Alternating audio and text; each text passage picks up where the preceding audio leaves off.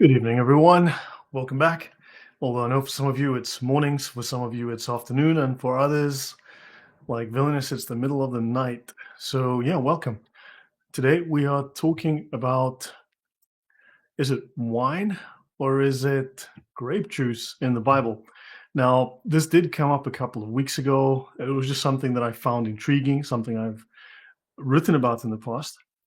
And it's just indicative of a way of thinking, of a way of interpreting things, a way of analyzing the facts, analyzing history, and then selectively accepting and rejecting certain things or twisting the facts to suit a given perspective.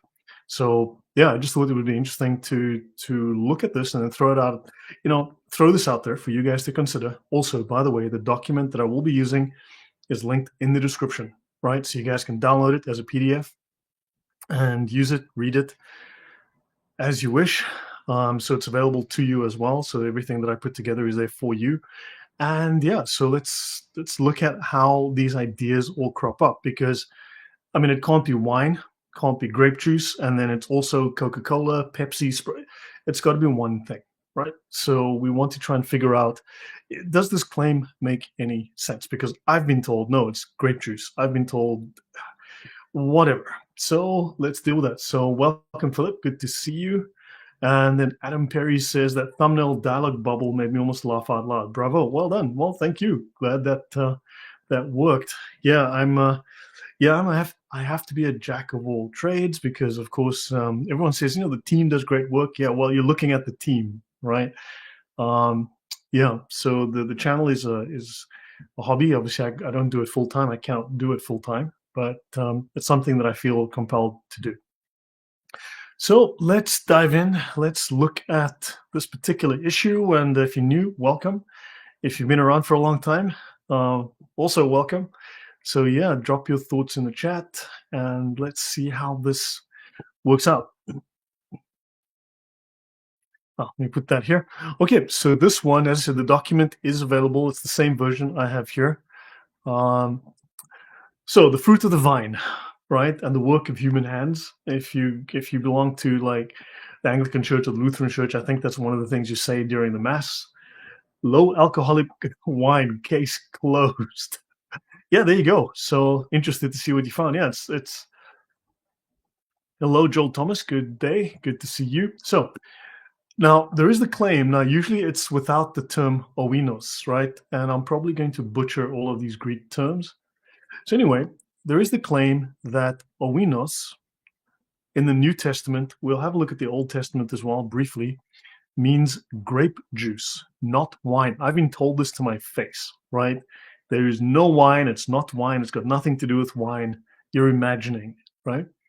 Now, this whole claim, just once you have a look at it, it just falls apart, right? The linguistic and all the other evidence points to fermented wine. In other words, grapes that have been fermented to make wine, the wine. Now, we know, for instance, that Jesus drank and created wine. Now, this is not to say someone's not going to go, yes, you misunderstand those verses. What they actually mean is Coca-Cola. Fine. I mean, yeah, when you show them the verse says A, they're going to go, well, you see, but you don't understand it. You don't have the special understanding that I have. Fine and well. Work of human hands. Well, there's the term, the fruit of the vine and the work of human hands. Like this is when you do the Eucharist. Take this cup.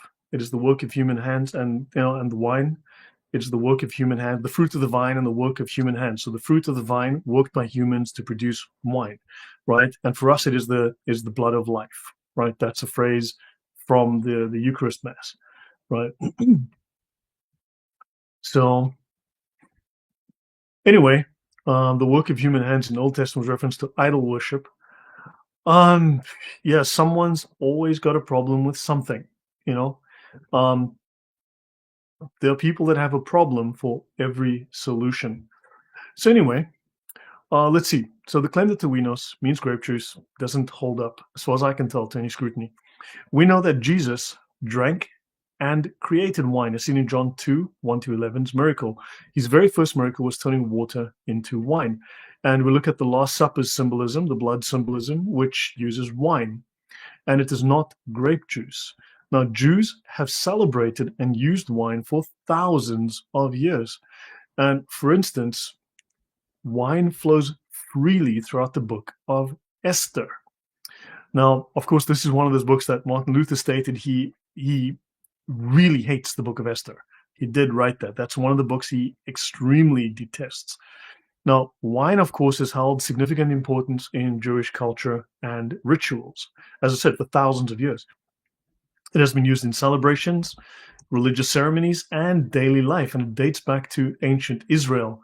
And wine, their kosher wine, plays a crucial role in Jewish holidays and religious practice, and it symbolizes freedom and celebration. Now, this misinterpretation, of course, does reflect a bit of a Protestant bias, because I only get this from Protestants who make these claims, right? And you get those who claim it's wine, those who claim it's not wine, which is it, right? And these, of course, tend to favor abstinence, which to me is another Islamic like theological drift. Look at the Prohibition era. Now, this didn't just happen in the US. Prohibition wasn't just something that occurred in the US. It was attempted in the Nordic countries, in Canada. So it happened in several places. They tried to enforce it. I mean, it got so far as to changing the US Constitution. Now, ask yourself, where do they ban alcohol? In Western countries or in Saudi Arabia? Which idea does it resemble more, Islam or Christianity as we've known it, or Western European freedoms as we've known them for centuries? It's more like Islam, right? Someone's trying to make this drink haram. Welcome, Tom. Yeah, Jesus didn't create Welch's grape juice. Yeah, welcome. So again, we've got this idea that aligns more with Islam than it does with Western tradition. Right, now the key points here: the claim that the New Testament word awinos refers to grape juice, not wine, is, as far as I can tell, just false. Right, the linguistic and all the contextual evidence strongly suggests means fermented wine, and we'll discuss that. Jesus drank wine; he created wine, not grape juice. We'll see those passages in the Last Supper, and of course, this is a misinterpretation, right, influenced by modern Protestant biases that favor abstinence. Right, now let's look at this claim. So the claim that the New Testament word awinos refers to grape juice, not wine, and that Jesus drank grape juice is not supported by the linguistic evidence, by the contextual evidence, or the historical evidence. The Greek word primarily means fermented wine, as confirmed by the standard lexicon like the BDAG, Bauer, Danker, and Gingrich, which defines it as a beverage made from fermented grape juice. Fermented grape juice gives you wine. In contrast, unfermented grape juice is denoted by the word trux or trax. That's a term that is absent from the New Testament. Awinos, similar to wine. Well, we know. Now, passages like John 2, 1-11, where Jesus turns water into awinos at a wedding and the Last Supper, right? That's Matthew 26, 27-29, where Jesus uses awinos to represent his blood, clearly indicate wine, not grape juice, due to the cultural and textual clues. Now let's look at some of the contextual evidence. And he said to him, every man at the beginning sets out the good wine, and when the guests have well drunk, then the inferior wine. You have kept the good wine until now. You've kept the good grape juice until now. Doesn't make sense. So in John 2:10, the master of the feast praises the awinos as superior, noting it was served after the guests had drunk freely, a term implying intoxication, which points to fermented wine. Now, no longer drink only water, but use a little wine for your stomach's sake and your frequent infirmities. That's 1 Timothy 5:23, right? This is where it's advised to use medicine, right? Wine for medicinal purposes, a role historically associated with alcohol's properties, not with grape juice. And do not be drunk with wine, in which is dissipation, but be filled with the Spirit. Now, I've had people quote me this to say that, yeah, that Christianity bans alcohol, right? That's what someone said. Jesus banned alcohol. And I don't know why Jesus made wine, but this doesn't say don't drink at all. This says don't be drunk, right? It doesn't say don't eat. It says don't be a glutton. There's a difference. So Ephesians 5:18 warns against drunkenness with awinos. That also confirms its alcoholic nature. How much grape juice do you have to drink to get drunk? Well, probably all of it and maybe a little bit more, right? Grape juice doesn't make you drunk, right? So yeah, if you shouldn't be drunk with grape juice, then grape juice is never going to make you drunk. Why is it warning against drunkenness? So these contexts, combined with the ancient Mediterranean practice of drinking wine for enjoyment, makes the grape juice claim highly implausible. Let's look at some, welcome, Catherine. So let's look at some theological and historical context. The assertion that oinos means grape juice, okay, that comes from these groups that advocating total abstinence. There's specific groups that really pushed this idea. There are certain groups, especially looking at prohibition in the US, right, and the rest of the countries, where they were trying to literally. Now, I've had someone say, well, it's really just about moderation. No, they were banning it. They were arresting people, throwing them in jail, sending them to court, fining them into oblivion. This wasn't just about moderation. This was about, the Sharia Mutawa police, the morality police coming and arresting you for having a little bit too much fun that involved not drinking grape juice. So yeah, a little bit like Saudi Arabia once more, right? So you've got this Islamic-like rejection of alcohol, okay? So there's this idea of Islamic drift that I have presented previously, right? Where you see within the Reformation a movement away from early church ideas towards clearly Islamic parallels, adopting ideas like iconoclasm, right? And iconism, destroying icons, just like the Muslims do. This is a practice that we know goes back to where the Christians in the 1st and 2nd centuries were making their icons in catacombs to hide them from the authorities, because they would be destroyed by the authorities, by the pagans. But they wanted these icons because that was symbolic of their beliefs. So we know it goes back to very early in Christian history. So teetotalers, yes. Porfirio Santiago de Guzman Jimenez says, this is taking me back to when I was a Seventh-day Adventist. The arguments they made against alcohol and the biblical evidence that Jesus condemned it is laughable. Yeah, thank you. Thanks to you, Catherine. So the Bible endorses, now, okay, let's continue. Proverbs 3:16, give strong drink to him who is perishing, not strong grape juice, and wine to those who are bitter of heart. Isaiah 24:9, they shall not drink wine with a song. Strong drink is bitter to those who drink it. Strong drink, wine. They shall not drink wine with a song. So they're sad people. They won't be singing while they drink their wine. Ecclesiastes 9:7, go eat your bread with joy and drink your wine with a merry heart, for God has already accepted your works. Ephesians 5:18, and do not be drunk with wine, in which is dissipation, but be filled with the Spirit. So the Bible endorses moderate wine use. You've got Proverbs 31:6-7, Ecclesiastes 9-7, and so on, while condemning drunkenness. So this misinterpretation, again, is a divergence driven by personal opinion, personal preference. It's not driven by Scripture, although, of course, people will happily reinterpret Scripture, put their own meaning onto Scripture. Right? Now, of course, these people are filling gaps left by sola scriptura's lack of guidance, because if all you have is the Bible, then you, in theory, if you want to be consistent, have no recourse to history, to tradition, to anything external from the Bible. You have to make decisions based purely on what's in the Bible. And there's a few things that are not necessarily in the Bible, like the word Trinity, right? So yeah, eat, drink, and be merry. So let me see. Welcome, everyone. All right, so let's have a look at the claim that oinos refers to grape juice. So the claim that the New Testament word oinos refers to unfermented grape juice rather than wine, and that Jesus drank and created grape juice, again, the evidence doesn't support that, right? So let's go. So the Greek word oinos is the primary term for wine in the New Testament. It appears 33 times, apparently, in the King James Version, translated as wine 32 times and winepress once. According to the Standard Greek Lexicon, BDAG, oinos denotes a beverage made from fermented juice of the grape, wine. I actually went and looked up the definition, right? I actually went to look up, you can actually get it online, with no indication of unfermented grape juice.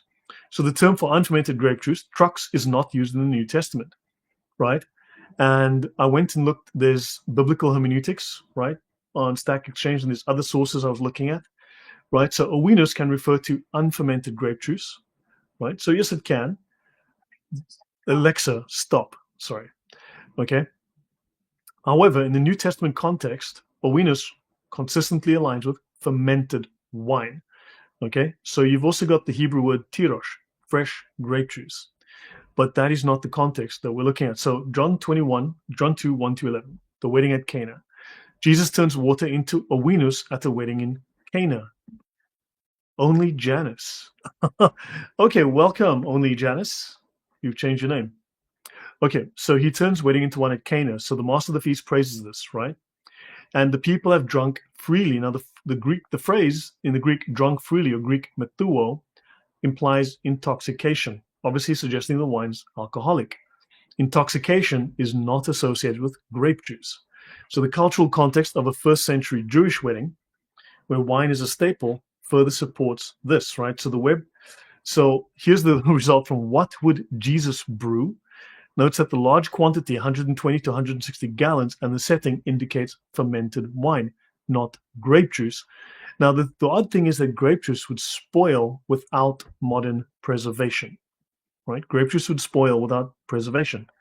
So you are picking the wine in the fall, right? You're picking the grapes, and then you have the wine only months later in the spring, 6 months later. How do the grapes stay fresh without refrigeration in 2,000 years ago and more? So the Last Supper describes Jesus using a cup of owinos to represent his blood. And he says, "Drink of it, all of you, for this is my blood of the covenant." The use of the wine in the Passover meal, a Jewish tradition, aligns with wine, right? Unfermented grape juice was not used in such rituals because of rapid spoilage. Yeah, I think so. That was a joke on because Hebrew, yeah. So yeah, Catherine M says unfermented means it will rot within 2 or 3 days without refrigeration. Yeah, so that's pretty good. Okay, so then let me see here. Okay, now Martin Luther, of course, also confirmed wine in these passages is the sacramental element, not grape juice. Now, obviously, Martin Luther, for once, got something right, which is amazing. Okay, a stopped clock can be right twice a day, and he was lucky on this occasion. So he discusses true wine alongside Christ's blood. Right now, of course, the claim ignores this historical and textual evidence because the grapes would ferment, the liquid would ferment. There is no storage for this. So yeah, it had to be fermented, made into wine. The wine would keep for years, right? Other passages reinforce that it means fermented wine, right? No longer drink only water, but use a little wine. So wine has medicinal properties due to alcohol content. Okay, this was well known in antiquity, and grape juice doesn't have this reputation for such medicinal benefits. Ephesians 5:18 says, "Do not get drunk with wine, for that is debauchery." Right? It indicates that owinos is an intoxicating beverage. Again, grape juice doesn't intoxicate. So this is not meant to be like a very detailed, but I really wanted to just get this out there and have you guys think about this, right? So Luke 7:33 to 34 calls Jesus a wine bibber. He calls Jesus a wine bibber, right? Owino potes, or wine drinker. The Greek is owino potes, a wine drinker. Now, that's interesting. I mean, are you going to complain this guy drinks too much grape juice? Look at him dancing on the table. Who's that stripping on the table there, throwing their clothes up as they're dancing with grape juice? Like, that's not going to happen. You don't complain that someone's a wine bibber if they're drinking only grape juice and no one gets intoxicated and acts rowdy. So yeah, so this term would just be nonsense if it referred to grape juice. Clearly the context refers here to wine, not grape juice.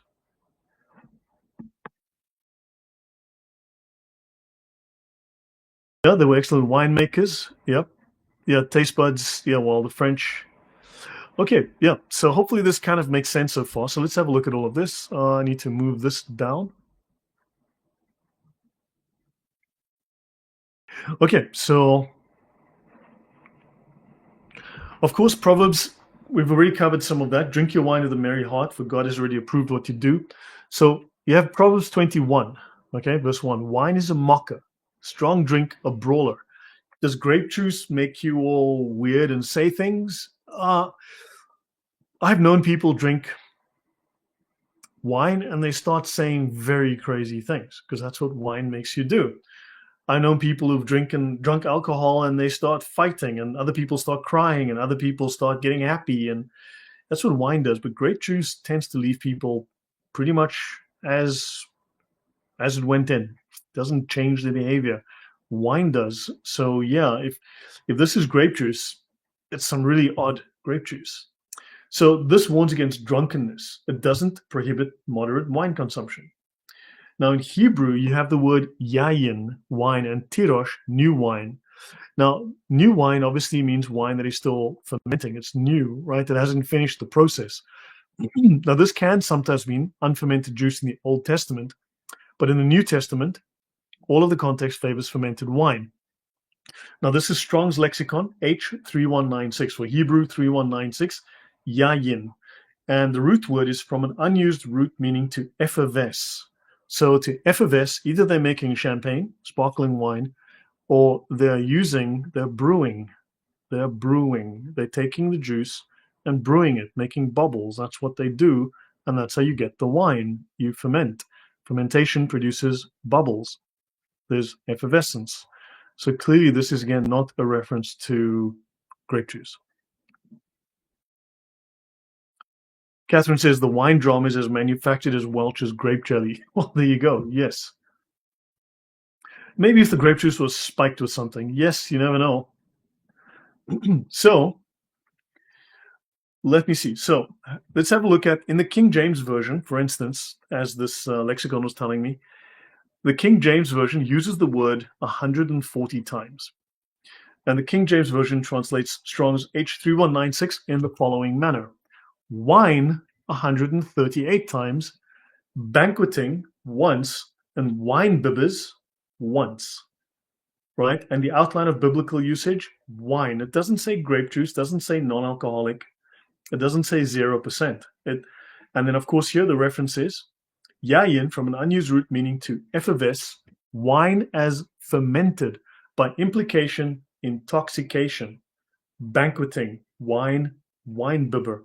Jesus was a wine bibber. He drank wine. And today my drink is purple, not yellow, because I'm using, what am I drinking today? Yeah, I don't know if it's backwards, but this one is mixed. Oh gosh, it's probably not going to show up unless I hide my face. Mixed berry today. Yeah, there we go. Mixed berry. So let me just have a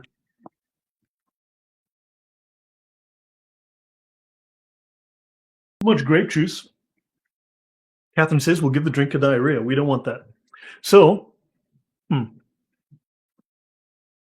historical cultural context. So in the ancient Mediterranean, wine was a safer beverage than water, of all things, for the simple reason that its alcohol content killed pathogens. So if you left water around, who knows what would form in the water. So yeah, wine was safer to store. Wine was safer to take on journeys. The Romans used it as well. It was safer to drink. That's why they had beer rather than water. Water could get infected. Right? So yeah. Now, grape juice without modern refrigeration or pasteurization would ferment or spoil quickly, making it impractical for regular use, especially at events like weddings or Passover. And don't forget, they would harvest in the fall. Okay, so let's say August, September, October, maybe November, and the wine would be served in the spring, in the summer. That's 6 months later, 7 months later, 8 months later. So yeah, I don't know, how do these grapes keep, right? So the Cana wedding occurred around Passover, which is March, which is months after the grape harvest in September, meaning that only preserved fermented wine would be available. Now, the claim that Jesus used grape juice just ignores this very basic practical reality. So there are theological implications, and again, my whole idea around the Islamic drift. People are trying to make this haram, right? Muslims try to ban wine. Christians don't, but some Christians do, apparently. So the claim that ovinus means grape juice often stems from, again, these Protestant groups, right? And then, of course, you've got my thesis on Islamic drift that I've presented already, discussed, because Islam prohibits alcohol. That's in Quran 590. So by reinterpreting this word oinos as grape juice, some Protestants want to impose a non-biblical abstinence stance, like Muslims do. Good grief. Filling gaps left by sola scriptura's lack of guidance with a personal or cultural bias, because you're attaching your own opinions to what you're reading. And if the Bible is not explicit or not explicit enough, or you just ignore what it says, you're going to fill in any gaps with your own personal biases, your own personal preferences, right? So we've already discussed Luther's, and I've got a very long talk coming up on Luther as well. I've written like 3 or 4 that I'm busy working on those in quite detail. This one I didn't like really get too detailed on it, but I've got some I've been working on quite extensively on some talks coming up on some historical issues around Luther again. So Luther, of course, as we saw last week, selectively rejected lots of biblical texts. He denied the accuracy, he denied the correctness, he denied the apostolicity of a number of biblical texts. He simply claimed flat out these were not written by apostles. These books do not belong in the Bible. These works are wrong, right? He states that bluntly. I've covered that at length. We looked through the book of Jacob, otherwise known as James, right? The book of James. We looked at that. He detested that book. And while he might have praised it faintly out of one side of his mouth, he was insulting it and demeaning it and demoting it and putting it in the back of his own Bible because he didn't like it, because he was being a complete hypocrite.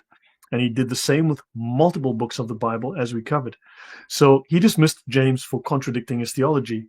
Now, this grape juice claim is another similar divergence driven by opinion and faulty exegesis rather than the scripture's very clear endorsement of wine. It's crazy that, our Methodists and offshoot of Anglicans, as far as I know, yes, it's from John Wesley, and he was a former Anglican priest, and he adopted a certain view, but that view goes back to, I think, the Pietists, if I recall. I could be wrong here, but I was looking at some of that. So he was affected by certain ideas that came along, and it's kind of Gnostic as well, because they speak of like a burning in the bosom and so on. You get these terms that's very much like Calvin, this inner knowing, and it's very Gnostic. There's certain ideas there. So yes, yeah, Methodists under John Wesley branched up from Anglicanism. Yeah. So interestingly, John Welch's grape juice was invented by a Methodist because he wanted grape juice to be used for Holy Communion instead of wine. Well, there you go. Thank you, Janice. That was very interesting. Yeah, that is very interesting news. Sorry, Joel. Sorry, my bad. Joel Thomas. My bad. I was looking at. Thank you, Joel. That's very interesting news. Really interesting to know. Catherine says, we grew Concord grapes as a kid. They're sweet, but still need a ton of sugar. Green grapes are crap for fresh juice, not sweet enough. Yeah, well, we also got to figure what kind of grapes did they have in that part of the world. Yeah, so people make preserves. Exactly, people make preserves because it doesn't keep other ones, right? So let's have a look here. So the assertion that the New Testament refers to grape juice is not supported by the context, by the linguistic evidence, the historical evidence, and all sorts of basic historical realities, like having to make preserves, right? And let me just close that. Now, the standard lexicons all define oinos as fermented wine, and passages all confirm that Jesus created and drank wine, and people got drunk. And if you read, like I mentioned, some of the deuterocanonicals or apocryphals, depending which side of the debate you're on, or the divide that you're on, then there's a lot of wine drinking going on in the Old Testament as well, right? And it's clearly wine. The Jews made wine. The Jews were using wine, and it's not like the New Covenant says, "And thou shalt abolish wine and only drink grape juice," right? So there is no verse condemning drinking wine, but yes, condemning drunkenness, right? Nothing bans wine, right? They regulate its use, which is consistent with Old Testament endorsements, like in Proverbs. So yeah, again, subjective opinion, and you've got these Islamic type prohibitions that are affecting the interpretation here, right? And I would think we can conclude that this also highlights the insufficiency of scripture alone without tradition, because then you get all of these crazy conflicting views, right? I don't expect this to be a very long talk, right? But I just wanted to highlight my thoughts on this one. You saw a documentary about a hospitalist monastery somewhere in England. They brewed even stronger beer than what is in store these days. Liquid bread. Yeah, yeah. And it was healthy. Yes, they needed it. And also they couldn't necessarily store water reliably because water can get infected. So yes, there's some truth to that. Yeah. Okay. So to wind this down, right. So the Greek word oinos, the primary term for wine in the New Testament, appears 33 times and translated as wine 32 times. Wine press once, right? And the standard lexicon defines it as a beverage made from the juice of the grape, right? Fermented, meaning wine. There's no mention of unfermented juice. The term trux is unfermented juice, and that's absent from the New Testament, right? Now, again, this is interesting. I had to look through this one. They suggested it can mean unfermented juice, and that's not impossible, right? Citing its use in the Septuagint for Hebrew tirosh, fresh juice, but that's a different category. Fresh juice, freshly pressed grapes, of course, are not going to give you wine. It doesn't happen like that, right? But the New Testament context consistently favors fermented wine, which takes time. Fresh juice is, of course, going to be juice. So, a couple of key passages, right, in the Bible. John 2:10, everyone serves the good wine first. And when people are drunk freely, then the poor wine. Oh, and when people have drunk freely, then the poor wine. But you have kept the good wine until now, right? So the terms drink freely and wine imply intoxication. And it indicates, of course, wine, not juice, at a wedding where wine is standard, right? Unless you're at a Muslim wedding, then it's generally speaking not. Matthew 26:27-9, drink of it, all of you, for this is my blood of the new covenant, which is poured out for many for the forgiveness of sins. Jesus also uses oinos in the Last Supper, right? That's a Passover ritual. It is associated with wine, not perishable grape juice. The Jews used wine. 1 Timothy 5:23, no longer drink only water, but use a little wine for the sake of your stomachs and frequent ailments. Wine's medicinal properties, right, suggest alcohol, not grape juice, which lacks those benefits. Ephesians 5:18, do not get drunk with wine. It's talking about getting drunk. How do you get drunk? Water? I'll give you a couple of choices. Fresh milk, a glass of water, wine. Pick one, right? I'll add a fourth one, grape juice. Yeah, well, getting drunk requires wine, for that is debauchery. So drunk and debauchery, right? Drunkenness and debauchery kind of go together, I guess. So this is clearly an intoxicating liquid. It rules out grape juice. It's just kind of obvious on the face of it. And the Son of Man has come eating and drinking. So Luke 7:33-34. The Son of Man has come eating and drinking. And you say, look at him, a glutton and a drunkard, or wine bibber. That's the term that other translations use. Look at Jesus, a drunkard. Yeah, because drinking too much grape juice made him seriously tipsy and drunk? I guess maybe no, right? And he's a friend of tax collectors and sinners. He's a drunkard, and he hangs out with the bad people. So Jesus as a wine bibber, owino potis, implies drinking alcoholic wine, definitely not juice. And the word here, owino potis in the Greek, a wine bibber, given to wine, a wino. Good grief, that's what Strong's lexicon tells me. Strong's lexicon says someone given to wine, a wine bibber, a wino. Winos tend to get drunk on wine. And the word tippler. Tippler, what's a tippler? Someone who drinks too much water? Someone who drinks too much grape juice? No. And a derivative of the alternate. And wine bibber, if we look at Vine's expository dictionary of the New Testament words, right? You can look this up online as well. A wine drinker, oinos and potes, a drinker, right? So someone who drinks too much, grape juice, right? A glutton eats too much food, and a wine bibber drinks too much alcohol. The only monkeys that eat fermented fruit, you're right, and elephants. Looks like they're having a party with hangovers after. Exactly, thank you, very good point. Any fruit from any vine could qualify cooking. Yes, you're right. A reason face says any fruit from any vine could qualify for communion. He said, so even watermelon juice would be fine. That is correct. She is 100% correct, because that appears in the book of Second Opinion, chapter 3, line 4. So yes. Why? Anyone for watermelon juice, I will can it myself and send it to you for your next communion. If you guys want to send me, I'll send you I'll send you an address. You send some money. I'll send you the juice. Okay. Expect a shipment from Amazon any day now. Philip says, anti-wine is anti-Christ. The valid Eucharist is the correct matter, the bread and the wine.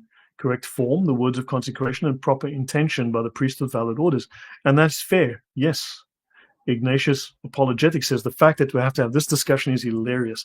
I know. I mean, I just kind of threw this together. I didn't like slave over it. Okay, I've got some other ones I'm working on pretty hard, but I just thought this is like really interesting. I mean, honestly, Tippler is a tipsy reference. Yeah, tipsy, to be tipsy. Like, you don't get that from tea, you know? Let me see. Drunken Monkeys. Yeah, but that's a great title for a rock band or a movie. A reason face it, this is awesome. I was just asking myself this exact question last night. When in the world did people start replacing the wine with juice? I actually ran into a man running a church that taught this. Yeah. So agreed. I've run into it a couple of times recently, and I just thought, yeah. Rory says, Lloyd, have you covered Deuteroscopy 14 verse 26 that disproves the idea that wine is just grape juice in the Holy Bible? I'm doing the New Testament. I'm not doing the Old Testament. So I was really just focused on the New Testament here. Because the whole reference that I was given was just to like the New Testament. I have mentioned the Old Testament a little bit, and I did mention the word in the Old Testament, yayin, which is wine, which is very clearly wine.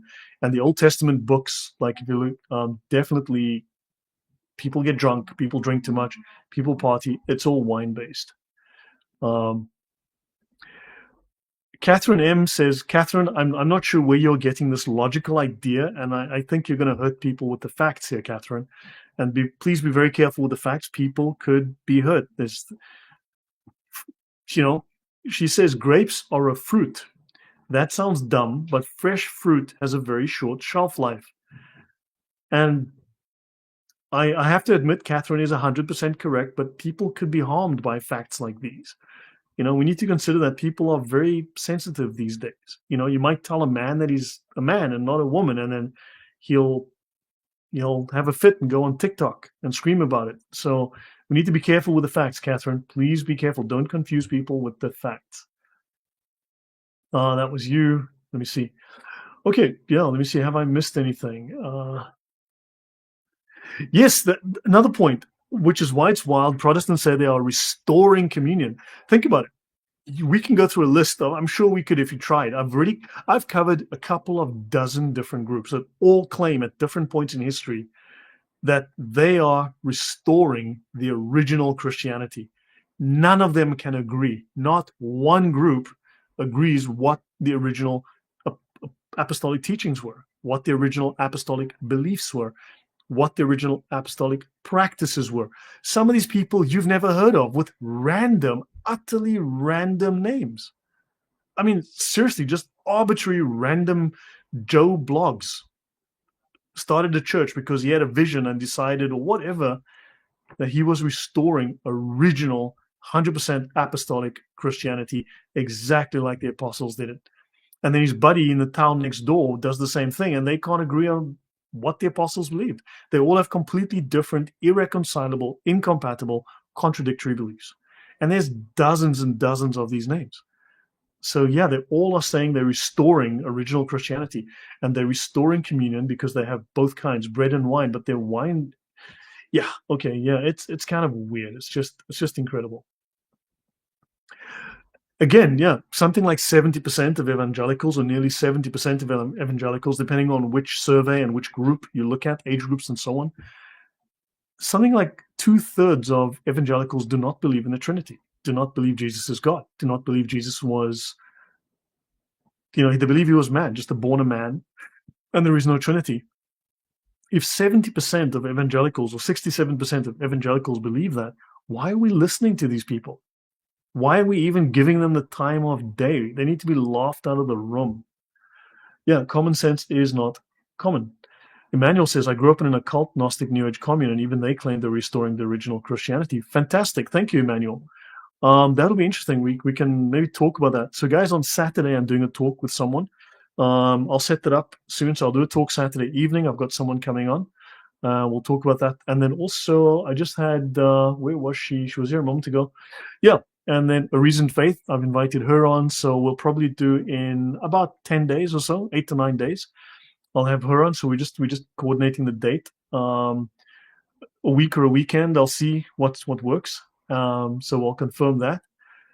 So yeah, and then I've got one other person I was planning to bring on, but Emmanuel, I mean that sounds interesting. If you'd like to come on for a little bit at some point and just talk about that experience, that would be interesting.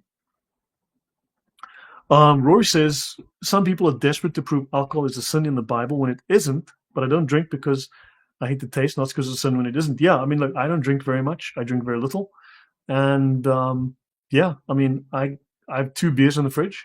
One was given to me as a gift from Brazil. I think it's wine mixed with yerba mate, something different, but it's been there for a month. I'll get around to it. And there's a beer in the fridge that's been there for a while. I'll get around to it.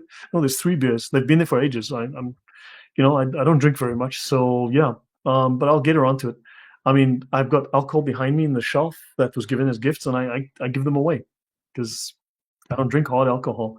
So yeah, I mean, sure, if I'm out with my friends, I'll have a beer or two. But yeah, I don't I don't like getting drunk. I don't want to get drunk. I've never been drunk. I've seen too many drunk people to want to join that club. But yeah, um, so yeah, I would prefer not to be drunk. But yeah, there's no issues with alcohol.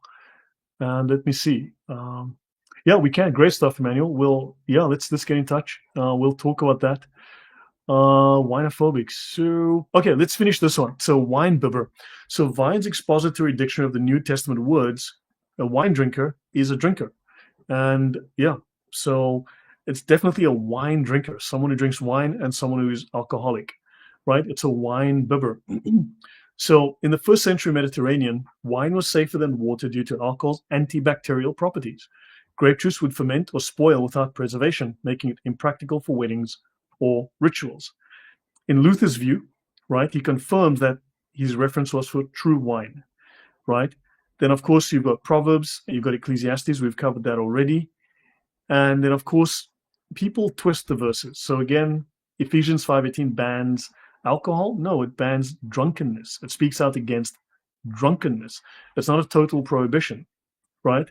So again, this is just faulty exegesis or deliberately faulty exegesis, right? Then, of course, you've got Protestants' divergence because everyone's interpreting the Bible their own way. Everyone's restoring the original Christianity. There's hundreds of groups that have done that, and none of them can agree on what that looked like. I mean, just on that basis, it's all garbage.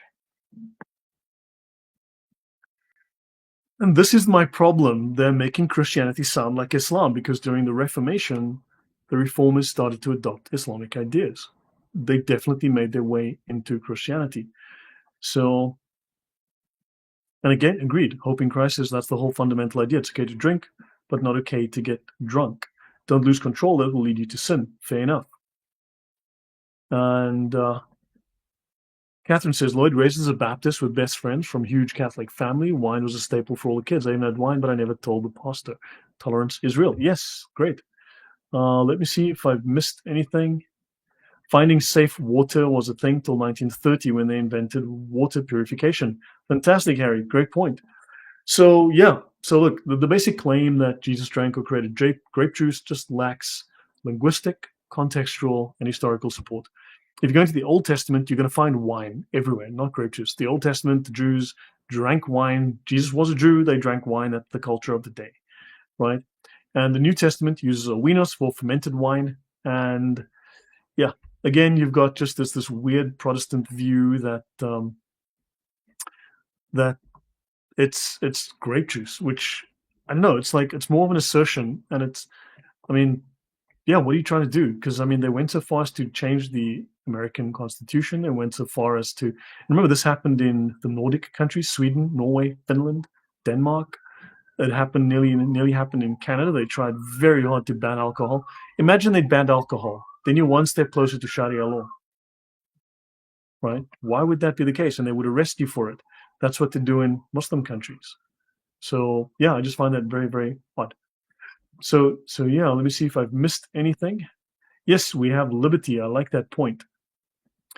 And Reason Face says, so it doesn't matter if they drink grape juice. It doesn't matter if the Bible says wine, but you have to be immersed for baptism. Nothing makes sense. Yeah, no, agreed. It drives me bananas, to be honest. That yeah, it's just completely arbitrary how this is all interpreted. Catherine says casual wine drinking is a contemporary show of laziness. Wine wasn't a drama queen event in scripture, it was called life. And a drunkard is an alcoholic today. Yes. Yeah. So guys, that's it. It's a short one today. But I've got some longer ones. Actually, let me have a look here. I've got some longer ones that I want to talk about. There's this one. So this one I've been working on. I'm basically done with it, but this one is quite detailed. Let me bring this up. So I'm talking about the Sadducees, right? These were the sola scriptura Protestants of Jesus' day. They refused to listen to tradition. They refused to listen to the high priest at that time, the Pharisees. And Jesus said, maybe don't do what the Pharisees do, but listen to what they say because they have authority. So in other words, they have the right to make theological decisions, right? And these guys refused to listen to tradition. They would only listen to the Bible. They said, no, no, no, Bible alone, buddy, sola scriptura. And Jesus told them, you know not the Bible. Jesus said bluntly to them, he actually tells them, Jesus says, you are wrong because you know neither the scriptures nor the power of God. So he directly condemned the Sadducees for their sola scriptura approach. These guys were like, sola scriptura, sorry, we don't recognize anyone's authority and we don't recognize tradition. Sorry, buddy. We've got the Bible. We only listen to the Bible. And Jesus said, you guys are wrong. You don't know the scriptures. You can't know the scriptures only from the scriptures. You need to listen to those who are in authority, who have the tradition. And of course, this takes us directly to the Reformation and takes us to the two major underpinnings, especially sola scriptura, Bible alone. So the only example of sola scriptura in the New Testament is condemned by Jesus as outright false. He says it is wrong. You don't know the scriptures, right? And Jesus, and Mark 12:24 repeats this. Are you not therefore mistaken because you do not know the scriptures nor the power of God? So yeah, there it is. So Jesus basically tells them to get lost. So there's that one. That's fairly lengthy. I've been working on that extensively. And then I've got another one. Questions about sola scriptura. Let me just find that. Oh, this is another one that I'm busy with. My bad. Let me just find it. Give me a second.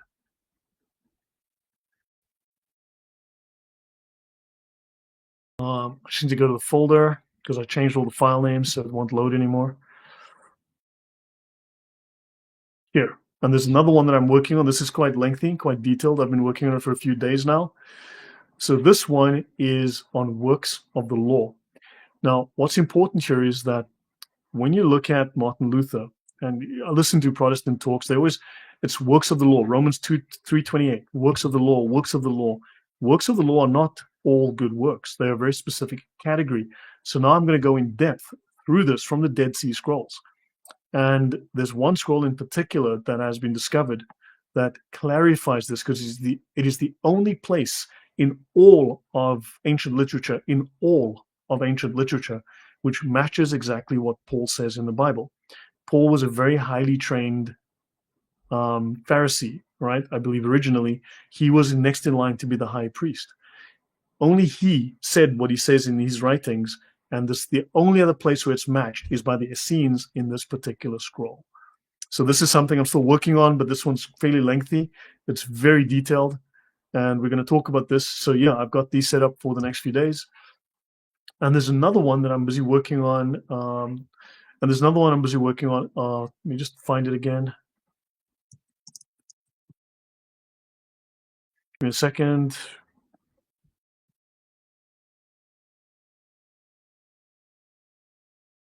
Here we go. Yeah, I'm still busy on this. Here we go. And I'm busy working on this one. 20 questions about sola scriptura that I'm busy working on. Okay. Like, the differences with music and worship, with divorce and remarriage, women in leadership, all of these things. I'm busy working on this one. So I'll get that out as well. Just to ask, like, why all these differences? These are contradictory. These are opposing ideas.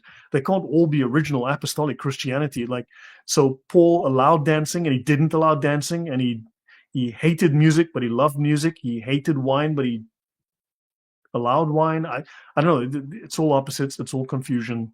So yeah. But as you know, God is not a God of confusion. Therefore, you can be once saved, always saved, and you can lose your salvation. Baptism does not save, but baptism is critical for salvation because God's not a God of confusion. Exactly. So, okay, let me see. The Nazarite for certain drinks. Oh, the Nazarite vow. Interesting. Yes, that is interesting. Yeah. Let me see if I've missed any comments. I always bring the good juice. Well, thank you, Catherine. Um,